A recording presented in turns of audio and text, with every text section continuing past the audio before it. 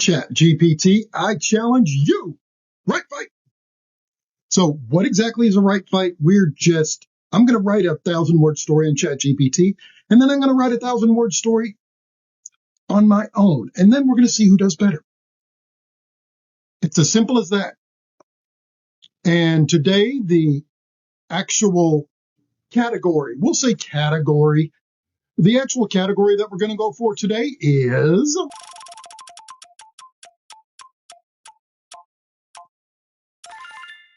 drama. We're going to do a drama over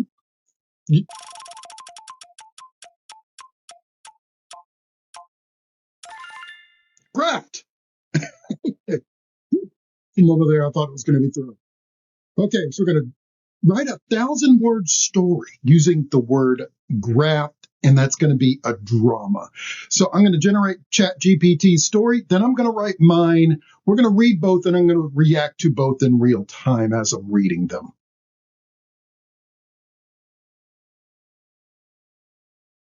So I'm supposed to write a 1,000-word story based upon the word graft. So is ChatGPT. My story came in at about 744 words. ChatGPT's actually came in at about 1,002. So they went a little over. I went kind of under, but it was 1,000 words or less thereabouts. Who came out on top? If you want to play along, I'd love for you to play along. Just pause the video and actually go ahead and write your own story. Who knows? Maybe you'll come out on top. So here we are checking out ChatGPT's story, The Graft. Rain hammered the roof of the rusting farmhouse as Eleanor pressed her forehead to the window pane. The field stretched before her, soaked in gray. The apple trees swayed under the weight of the storm. Every tree out there, every twisting branch was a reminder of the man she had buried 2 weeks ago, Henry. Okay, so we're going to pause right there. I like how they're using the scenery definitions here, how ChatGPT is a little better than you've seen a previous video where they completely blew it. This one is a little better. It's using the actual weight of the scenery, the words twisting, every twisted branch swaying under the weight of the storm. So you get a feeling really here of dour, dark depression. And they're using the storm to symbolize Eleanor's own depression, it sounds like. Henry, her husband of 32 years, her stubborn, dirt-stained, quietly brilliant husband. She closed her eyes. The scent of rain mixed with the ghost of tobacco and orchard smell that had clung to him. Henry had spent his life coaxing fruit from this reluctant land, not just apples, but grafting. His passion. He would take an old dying tree and breathe new life into it by splicing on a healthy branch. The process was delicate, painstaking, and slow, but it worked. You don't give up on what's broken, he used to say. You find a way to make it grow again. So here's where we got part of the point of this story, and this feels a little on the nose, in my opinion. If I was writing this, I would have taken that line out completely, simply because it is kind of so telling. This isn't just foreshadowing. This is painting a sign on the exit saying, "Stop here for McDonald's." Eleanor never understood it. She loved Henry, but the farm had always been his. She taught at the local school, baked pies for Sunday suppers, and tried to ignore the creeping vines of worry that grew each season when the bank called. Creeping vines of worry, okay, it's a little cheesy-ish, but I like it. I like that line. After his heart attack, the doctor said it was quick. No pain. That was supposed to be a comfort.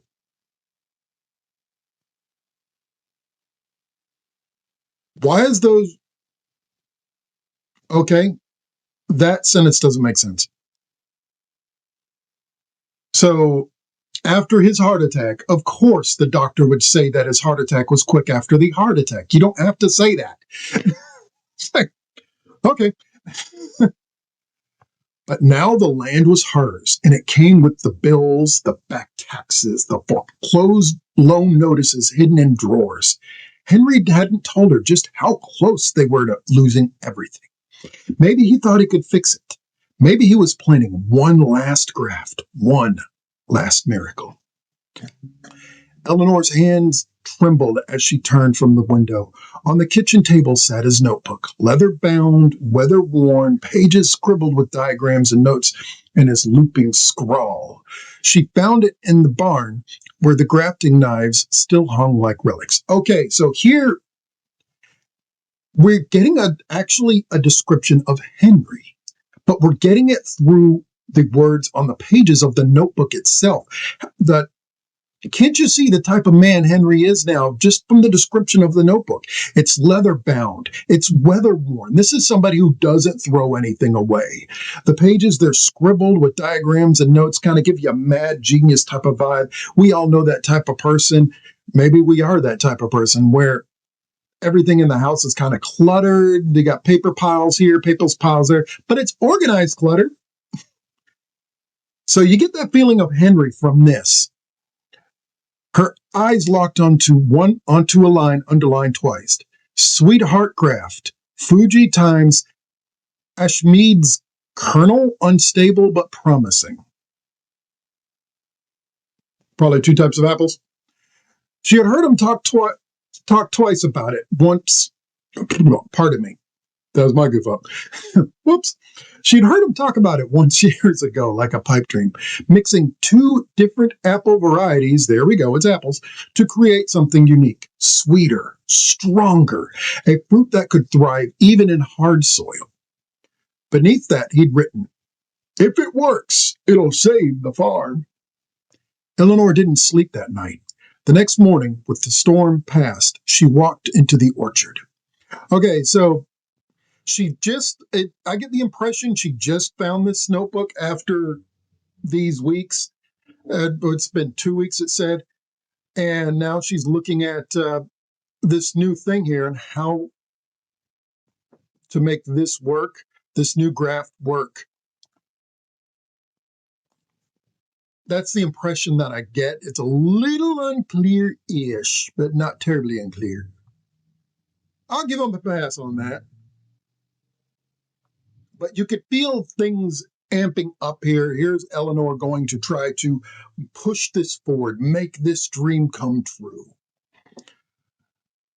Eleanor didn't sleep that night. The next morning, with the storm past, she walked into the orchard. The wind had broken one of the old trees at the edge of the field. It split right down the center, exposing raw wood, soaked and vulnerable.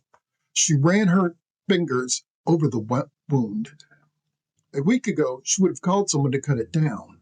But now, she returned with Henry's tools. The grafting knife bit strangely in her hand, lighter than she had expected.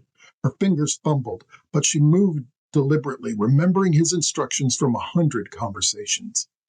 She cut the scion, a living branch from the Fuji, and slid it into the cleft of the broken trunk, carefully wrapping the graft in grafting tape and sealed with wax. It was ugly, amateur, a child version of his work, but it was something. So now she's trying to finagle and trying to do, but of course she's not nearly as good as he was. And I see Scion, I still think of Toyota Scions like the XB we got in the garage back there. The weeks that followed were a blur of sweat and aching muscles. Eleanor rose at dawn and worked until dusk, learning to prune, to weed, to irrigate. She read his notebook until the margins blurred in her dreams. The local feed store clerk, a lanky woman named June, started helping Eleanor after Eleanor nearly collapsed trying to repair the irrigation pump alone. "You're too stubborn to die," June muttered, handing her a bottle of water. "You remind me of him." Eleanor didn't respond. She didn't know how to say that stubbornness was the only thing she had left. By late spring, the graft had taken. Green buds formed at the tip of the Fuji branch. Eleanor touched them with reverence. "Grow," she whispered. "Please just grow." Finally, words from Eleanor. "Hey," Eleanor spoke. But one good graft wasn't enough. The bank called again. 2 months to pay, or the land would go up for auction. She tried selling off old equipment. June suggested crowdfunding, but Eleanor refused. I won't beg, she said. June stared at her. It's not begging, it's letting people care. Eleanor turned away. And if you're asking why I'm doing the strange voices, it's because I'm not good at acting. If you know you're not good, lean into your cheese. That's my philosophy anyway. The day the first fruit appeared on the grafted branch, Eleanor sat under the tree and wept. It was small, green, and ugly, but it was alive. She took a picture and sent it to the local extension office, asking for advice. 2 weeks later, a car pulled into her drive. Out stepped a man in khakis and a blazer who looked painfully out of place in the dust and trees. I'm Dr. Anil Suresh, he said, handing her a card. Pomologist, I saw your query. I'd like to see the tree. Eleanor led him to it, heart pounding. She knelt beside the branch, adjusting his glasses, and stared. This graft is unusual, he muttered. Unstable, yes, but look at the intermodal spacing. The leaf shape, it's holding well. He looked up. Did your husband create this hybrid? Eleanor nodded. He called it the sweetheart. Dr. Suresh stood, excitement dancing behind his scholarly calm. This could be something. If it produces viable fruit next year, if it's reproducible, you could be sitting on a cultivar with commercial potential. Eleanor's throat tightened. Enough to save the farm? Possibly, if it proves stable, yes. Okay, so now things have ramped up. Eleanor might actually save her farm using her dead husband's idea. But will it be enough? Will she actually be able to reproduce this unstable thing? This is the tension that they're kind of drawing through on here. And as I said, it goes back to that one line, which is a little on the nose. I do not like on the nose lines. You don't give up what's broken. You find a way to make it grow again. The tree literally broke, and she grafted in something to make it grow again. I don't like on the nose lessons like that, personally. Who knows? Maybe you like them better. The summer dragged. Each day brought fresh worry, but the grafted branch remained strong and more fruit grew, red now, streaked with gold. Eleanor sent samples to labs. She fought the bank. June organized a harvest festival to draw attention to the orchard. By fall, whispers spread. The sweetheart apple, they called it, which that should actually be the name of the story. In my opinion, should be the sweetheart apple or the sweetheart. A miracle tree, the product of love, grafted in desperation, now bearing hope. The first public tasting was held in the orchard under the same broken tree. Dozens came, neighbors, reporters, even chefs from the city. Which city? We don't know. The city. Sorry. Eleanor watched them bite into the apple, uncertain. A silence. Then a snow. Then a snow came down and covered everything.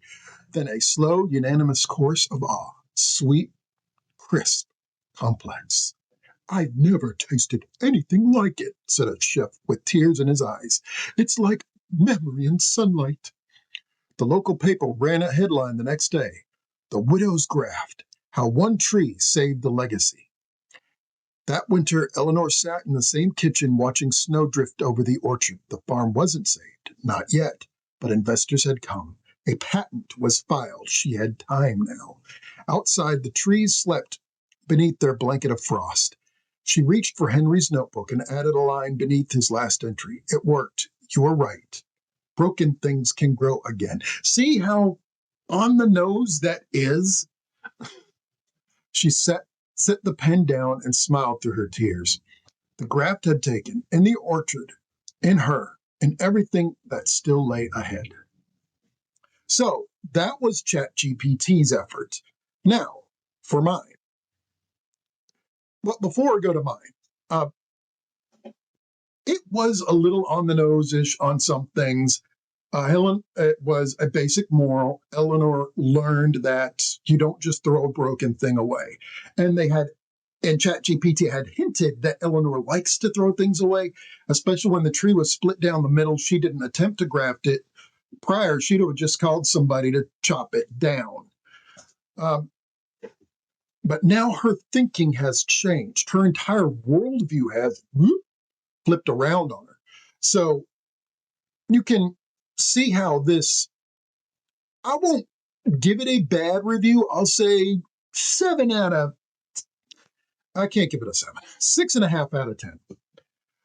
There is several things I would have changed. First off, the obvious phrasing of the lesson that Eleanor learns. Change that. The other that right there, it's working off of a formula. It's obvious to me that the formula that they're using, most people may not notice it. Anyways, I'm babbling. Sorry for babbling. But that's what I would do.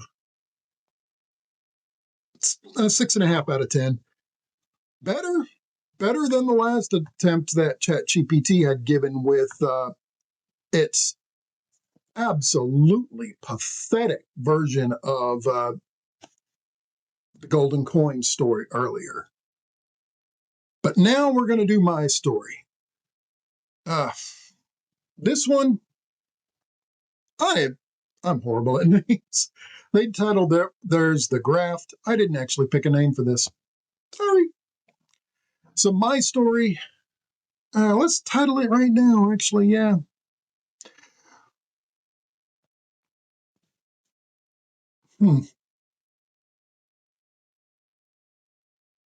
Show Must Go On.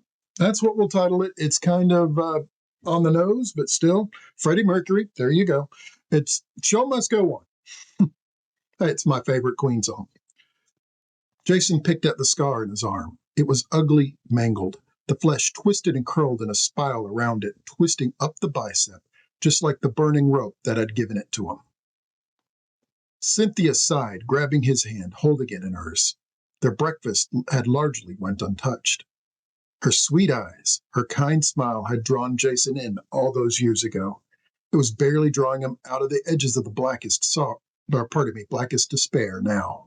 So, on this one, I'm trying to paint a picture and show you that how badly Jason is feeling and the depression and the sorrow, and pointing it to the scar that spirals around his arm that's from a burning rope. And of course, I gave goofy accents to ChatGPT. I don't want to in my story. I don't want to, but I'll do it for my story. That should be wrapped. You know, the doctor said it wouldn't heal right if you kept picking at it. He took his other hand and ran it through his hair. He left his hand in hers. Oh, that was clumsy. So I should have just taken that whole line out. This line here. He left his hands in hers. He left his hands in hers. I should have taken that out. Life is meant for scars, especially mine. That's a dark line, isn't it? And I'm going to point to where the moral is on this one afterwards and show you the difference from what ChatGPT did and what I did in this. See if you can see the difference. She sat back and snarled at him, then looked out the window. The day beyond went about its usual business in the campgrounds, people gathering lines and assembling the rest of the tent. The animals somewhere was being fed. Franco, the lion, gave his usual morning grumpy roar at the tardiness of his tamer with breakfast. I think you have enough scars already, she said, then stood. Eat your breakfast or it gets cold. He looked down at the eggs and bacon, staring at the plate for a moment as if he was trying to stare through it. Taking his coffee instead, he sipped on it, then began playing with his food with a fork, only occasionally nibbling at it. So you could tell he's really massively depressed. Something about the scar in his arm. How long were you in this burg? He asked. Long enough. Jason nodded. His jaw grew tight. You don't have to. Franklin understands. Not this show, not this town. He looked around the camp. He looked to the camper around him. It held few precious possessions. A kitty cat ceramic cookie jar he had inherited from his mother. A watch from his father. Family photos surrounded him, and one photo that was turned down. Had been permanently turned down after. So, obviously something happened. And I mentioned the family photos around in the camper. So what do you think that photo is that's turned down? What is on that? Something he doesn't want to think about, maybe? Or maybe someone. That's what I'm reaching for. And I'll go through a couple of the differences between mine and ChatGPT's at the end of this. You know damn well the pantry's empty. Our clothing, save our stage costumes, are rags, and we still have a stack of medical bills to pay. He spoke into it. He spoke it down into the eggs, not quite able to look his wife in the eyes. He didn't see her when she moved around the small counter, when she grabbed the photo, when she set it on the table. He looked up, his brother and sister smiling hand in hand, his breath caught. He gritted his teeth against a tear, grabbing the photo frame, preparing to throw it. She caught his hands again, holding it in hers. No, not this time, she demanded. So it's about the brother and sister. What exactly happened? You know they're in the circus. You know that it's something to do with the burning rope. What happened? Jason barely heard her. He was there again, standing on the platform, the crowd below staring up, gape-jawed and wide-eyed, a position that caused a lot in his business to call them rubes. He always called them locals, occasionally friends. Truth was, the crowd was his friend. Was once. It was part of the act. The rope was supposed to be on fire. They were supposed to burn. They weren't supposed to snap. They weren't. And the Academy goes to, not me. I'm bad at acting. He didn't hear himself speak the words, barely felt the tears rolling down his cheeks. He was back there again, watching in horror as the rope on the trapeze snapped halfway, holding his brother and sister. Without thinking, Jason reached down and grabbed the flaming rope, holding it from the ground. No net to save them. Okay, so that's a sentence I really should have fixed. I didn't go back and through this and edit it properly. I probably should have taken the extra 20 minutes. I'll admit that I'm capable of making a dumb mistake. Editing is definitely one of my dumb mistakes. I'd held it just a little longer, Jason whimpered, touching the scar. Just a little longer. Cynthia helped them tight, rubbing his head as he wept. You did all you could, she whispered. More than most others would have. It still wasn't enough, Jason whispered to no one. She patted him on the head as she held him in the awkward embrace, her leaning over the table, him sitting in the chair. Sometimes it isn't, she said eventually. But would they want you to sit around and blame yourself? Now, you can see the way I use volume here. Whispers, a lot of pain can be held in a whisper. A lot of pain can also be held in a shout. It really depends upon the phrasing and the timing.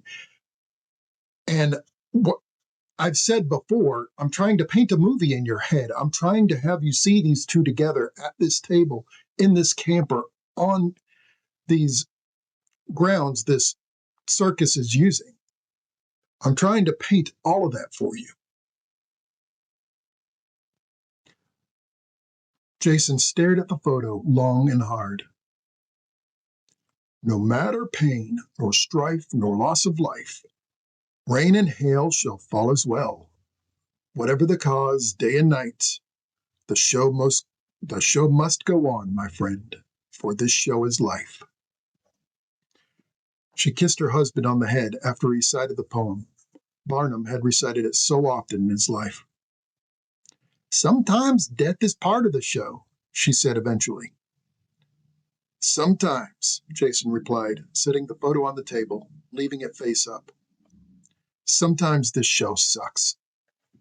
So, that's kind of the difference between ours. Of course, ChatGPT has a happy ending. I have a bittersweet ending here.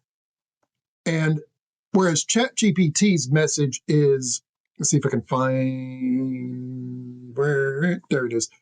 It's right there on the nose. Where her husband said, you don't give up give up on what's broken. You find a way to make it grow again. It is very on the nose. But whereas my actual message with this is sometimes life scars you, but you have to move on from that pain. I never have them say those words, but I give you the impression of it. That's the entire point of this. Of course, if you got something else out of it, I'm glad you did, actually. I'm not saying you're wrong. Hey, art is meant to be interpreted and experienced. It's not meant to be explained. So that was my original intention with all of this, is to give you a story that gave that bittersweet and dramatic moment. Because after all, that was our thing, drama and craft. So who do you think did better? Was it me? Did I do a better job than ChatGPT? Or did the robots crush me on this one? Let me know. Thank you very much for hanging out if you stuck around this long. If you enjoyed this, hey, give me one of these. Maybe share it with a friend. I'd love for you to subscribe to my little writing group and hang out with me. I've got books for sale. They're just general fiction stuff. Links in the description if you want to help me out. I would love for you to buy a book. Y'all have a good one. See you next time.